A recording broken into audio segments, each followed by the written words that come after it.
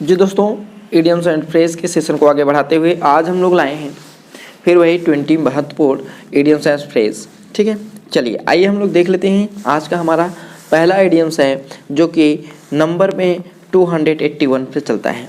तो आज का हमारा पहला इडियम्स है 281, सी थ्रो। सी माने होता है देखना, थ्रो माने होता है पूरी तरीके से।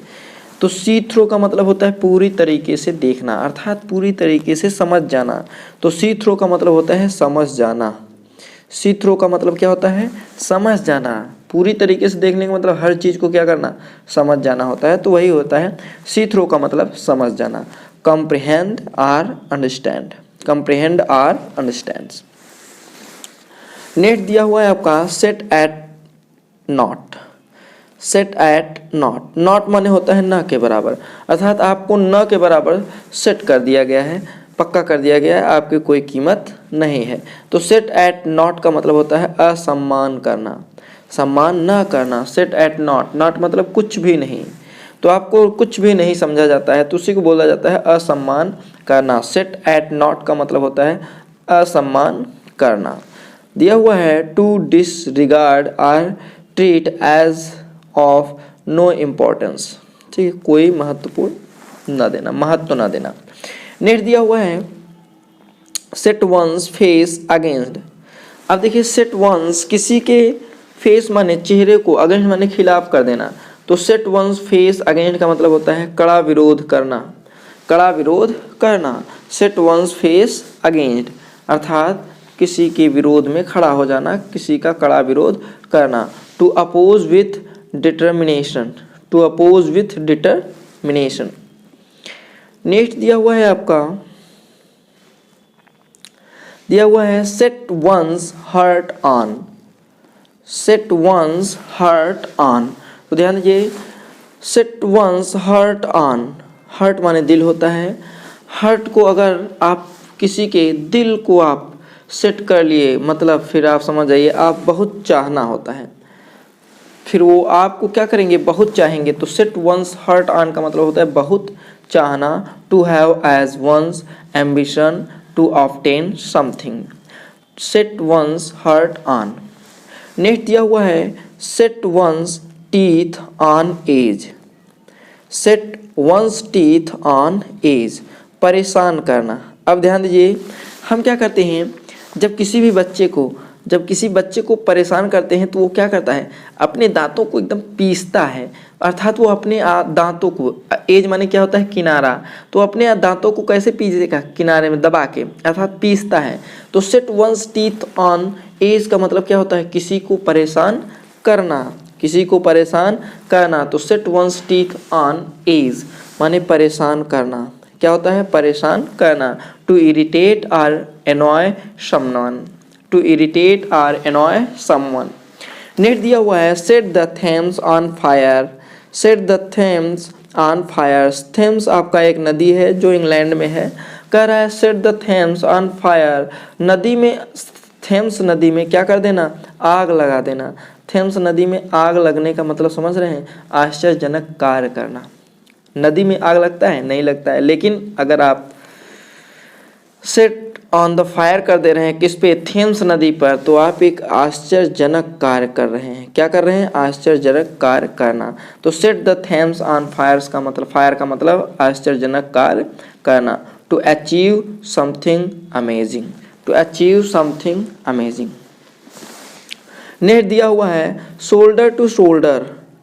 शोल्डर टू शोल्डर नहीं कहते हैं, कंधा लगा लीजिए भाई, सब लोग कंधा लगाइए। कंधा मतलब शोल्डर टू शोल्डर, कंधे से, पूर्ण सहयोग के साथ, पूर्ण सहयोग के साथ। कहते नहीं हम कंधा से कंधा मिला के चलेंगे, कंधे से कंधा मिला के चलने का मतलब पूरी तरीके से सहयोग करेंगे। तो शोल्डर टू शोल्डर का मतलब होता है पूर्ण सहयोग के साथ, with United effort, with United effort. Next दिया हुआ है show white feather, show white feather. अब ध्यान दीजिए यहाँ पे शो व्हाइट फिदर का मतलब होता है भय प्रदर्शित करना, भय प्रदर्शित करना। अब देखिए कहा जाता है कि जो भूत होते हैं व्हाइट कलर में पहन कर आते हैं, अब व्हाइट कलर में पहन के आ रहे हैं तो वो क्या आपको दिखा रहे हैं? भय दिखा रहे हैं। क्या दिखा रहे हैं? भय दिखा रहे हैं। तो शो व्हाइट फेदर का मतलब होता है भय प्रदर्शित करना, भय प्रदर्शित करना। To show cowardice, to show cowardice. Next दिया हुआ है sine die, sine die. Sine die का मतलब होता है अनिश्चित समय के लिए, अनिश्चित समय के लिए, तो इसका मतलब अनिश्चित काल के लिए। तो साइन डाई का मतलब होता है अनिश्चित काल के लिए। इनडेफिनिटली, इनडेफिनिटली। नेक्स्ट दिया हुआ है seat on the fence, seat on the fence. अब ध्यान दीजिए, एक फेंस है, फेंस माने बाढ़ होता है, बाढ़ मतलब बाउंड्री। एक बाउंड्री पर एक व्यक्ति बैठा हुआ है, एक तरफ एक व्यक्ति का है, दूसरी तरफ दूसरे व्यक्ति का है। अब कह रहा है, वह व्यक्ति कह रहा है जो बाउंड्री पे बैठा हुआ है, सिट ऑन द फेंस मतलब जो बाउंड्री पे बैठा हुआ है, कह रहा मैं न तो आपकी तरफ जाऊंगा न तो उधर जाऊंगा, अर्थात मैं किसी का भी पक्ष नहीं लूंगा। तो सिट ऑन द फेंस का मतलब होता है किसी का पक्ष नहीं लेना, किसी का पक्ष नहीं लेना, उसको बोलते हैं sit on the fence.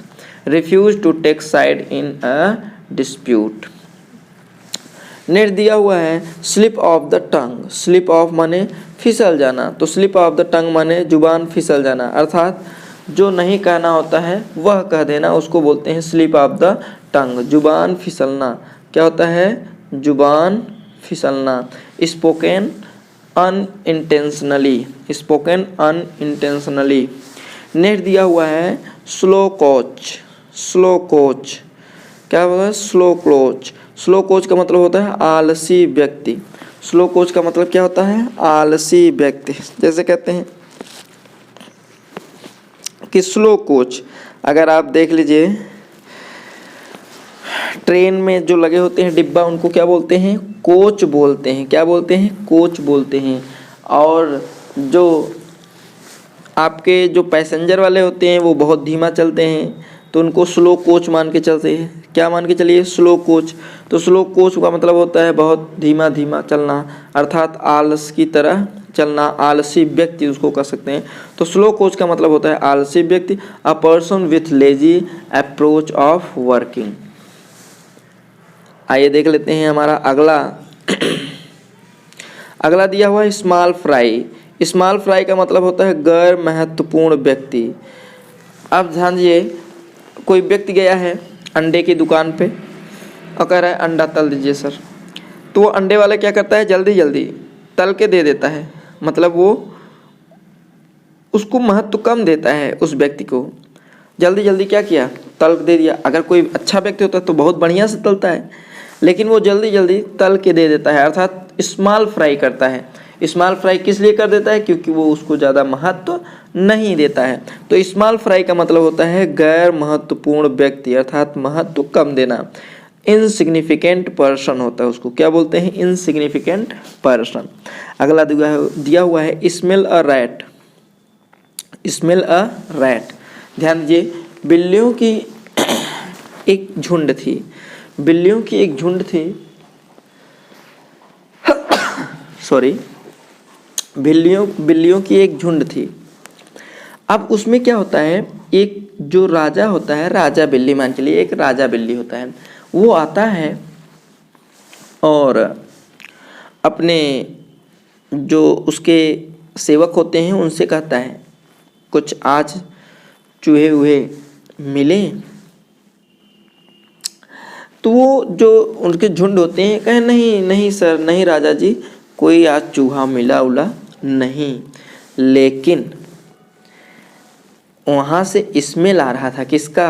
A rat का, चूहे का स्मेल आ रहा था। राजा ने कहा ये तो चूहे की स्मेल आ रही है, अर्थात आप लोग सही नहीं बता रहे हैं या आप गलत बोल रहे हैं। तो स्मेल अ रैट का मतलब होता है कुछ गलत है ये महसूस कर लेना, अर्थात कुछ गलत है यह महसूस कर लेना स्मेल अ रैट है। To suspect of somethings wrong done. आगे देख लेते हैं स्मूथ सेलिंग, स्मूथ माने होता है बहुत ही साधारण तरीके से, एकदम स्मूथ माने नॉर्मल तरीके से, सेलिंग माने खेना, नाव खेना, सेलिंग माने नाव खेना। तो स्मूथ सेलिंग का मतलब होता है नाव खेना, परेशानी के बिना कोई काम कर लेना, इजी प्रोग्रेस बोलते हैं उसको। क्या बोलते हैं? Easy progress. नेक्स्ट दिया हुआ है snack in the grass, snake in the grass. अब ध्यान दीजिए, स्नैक इन द ग्रास का मतलब होता है आस्तीन का सांप, यह कपटी मित्र होता है, स्नैक इन द ग्रास। अब ध्यान दीजिए, एक औरत होती है, वो क्या करती है, घासों को इकट्ठा करके निकाल देती है, अर्थात घासों को इकट्ठा करके चल देती है, उसको नहीं पता होता है कि इसमें क्या है, स्नैक है कि नहीं है। अब वो घासों के साथ उसे लेके चल देती है, लेकिन जब वो घर पे पहुंचती है और जैसे ही घास को रखती है तो स्नैक निकलता है, अर्थात वो छुपा हुआ था, उसे नहीं पता था कि ये स्नैक है, इसमें है। अगर स्नैक होता, उसे पता होता तो वो वहीं से छोड़ देती, लेकिन वह क्या था, छुपा हुआ स्नैक था। तो इसी को बोलते हैं आस्तीन का सांप, जिसे कपटी मित्र बोलते हैं, अ सीक्रेट एनिमी बोलते हैं। क्या बोलते हैं? A secret enemy. नेक्स्ट दिया हुआ है snack in the shoes, snack in the shoes, snack माने shake in the shoes, shake in the shoes. अब देखिए, सेक इन द शूज, एक बच्चा होता है, सेक माने होता है कांपना, इन द शूज माने जूते में, अर्थात जूते में कांप रहा है, अर्थात डर से कांप रहा है। कैसे कांप रहा है? डर से।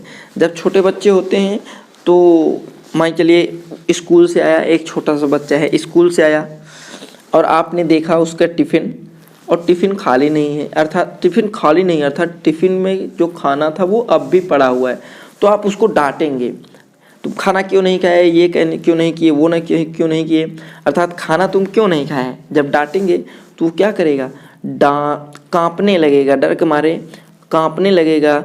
तो कांपेगा कहाँ पे? शूज पहना हुआ होता है। तो शेक इन द शूज का मतलब डर से कांपना, शेक इन द शूज का मतलब डर से कांपना। अ ट्रेम्बल विथ फियर और अप्रीहेंशन।